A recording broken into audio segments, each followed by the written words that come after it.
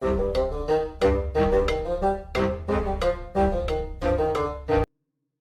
then, pandemonium, the Cicatrix Maledictum opened and tore the galaxy in two. Hello and welcome to the Critically Clueless. Today we are doing a review for Warhammer 40,000 Battlesector. This game is a fast-paced, turn-based strategy game. Set in the grim dark universe of the 41st millennium, pick your force, develop your troops, field mighty heroes and fight to victory using superior strategy. This game has been published by Slithering Software and developed by Black Lab. It's currently on the PC, the Xbox and the PlayStation, and is also available via Game Pass. And if you haven't got Game Pass, this game will cost you around £30 to actually pick up. So this is a Warhammer 40,000 game with turn-based combat. Personally, I absolutely love turn-based games, so whenever I realised that this was actually hitting Xbox, as it's only just released on the consoles in the last week, I jumped at a chance to actually play it. And the campaign itself is actually surprisingly long. I was expecting a little bit less of what we actually got.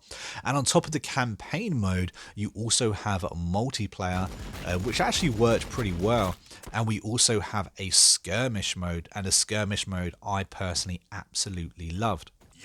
The thing about the skirmish mode is you could pick your army and use abilities that you would then decide whether it would actually benefit you getting in the campaign mode. So it's kind of like a practice mode, if you will, for me. Because as you play in campaign, you will get points and you will be able to develop your army, develop the skills that you can use, and develop the skills that your boss, your hero will actually use as well. But a lot of the time you're never too quite sure what these abilities do. However, I found that if I jumped into skirmish, I could grab up these units with these abilities, test it out, and then, then I could decide what I wanted to do in my campaign mode. I was actually worried that this game was going to be too easy. I play a lot of turn-based strategy games. If you're not new to my channel, you'll know that I play a lot of turn-based strategy games. So I was expecting this to be possibly a little bit too easy, but I was pleased to see just the amount of different difficulty levels within the game that it actually offered me. And it's not easy at all. A few of them, even on the easier difficulties, a few of the levels stumped me, and I had to kind of replay them and be like, oh no, I need to do this a certain way, or my troops just aren't strong enough to win. So the challenge for me was definitely there, and it was nice to see as well. And the progression system that this game implements was actually pretty good, really easy to use as well. Every time you complete a level, a mission, you get given points in which then you can spend on your skill tree.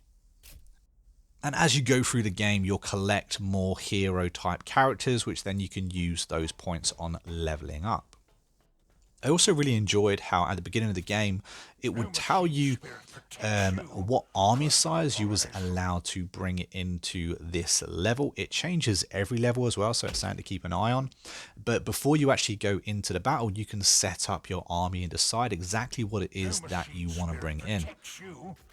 And I was surprised at just how many different types of troops there actually was in this game as well. I was expecting, maybe 2 or 3 basic troop types, but there was a good few in there. There was also 50 different weapons within the game and 60 overall abilities.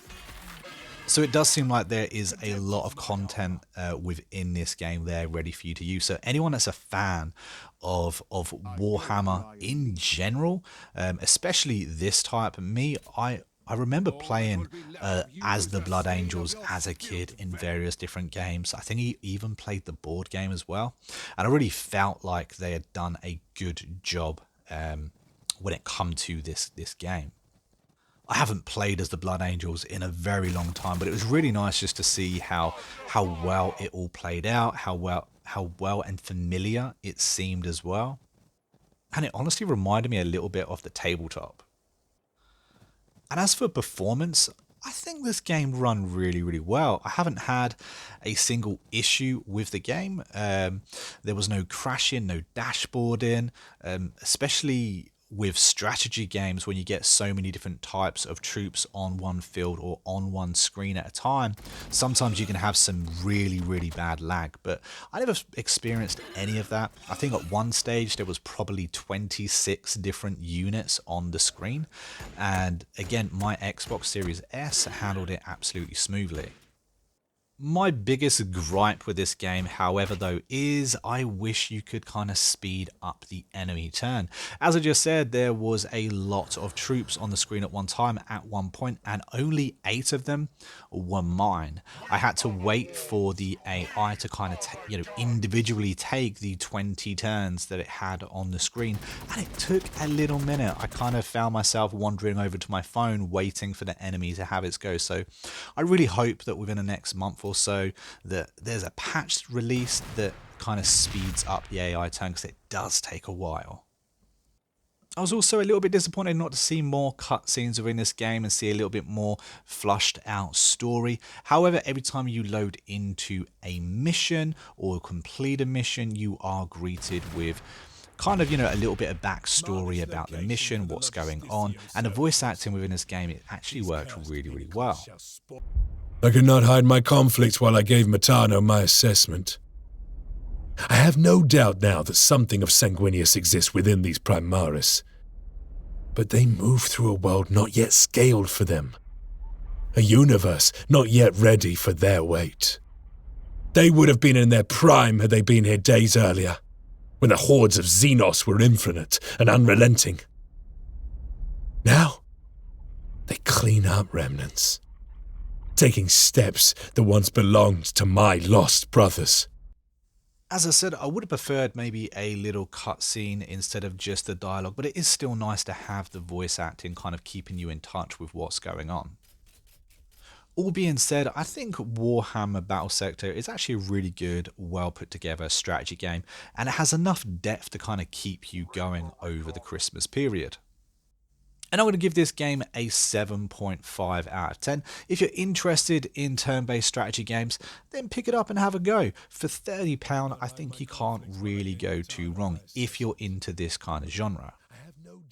And if you've enjoyed this review and want to see more just like it, don't forget to hit that subscribe button. It honestly helps out every small channel more than you would know. And don't forget, if you stuck around to the end of the video, thank you very much for doing so, and don't forget to comment red banana down below just to confuse all those that didn't stick around to the end or that are just new to the channel. But until next time, I'm the Monk with the Critically Clueless, and I'll see you in the next video. Take it easy. Children playing at guardsmen. The significance of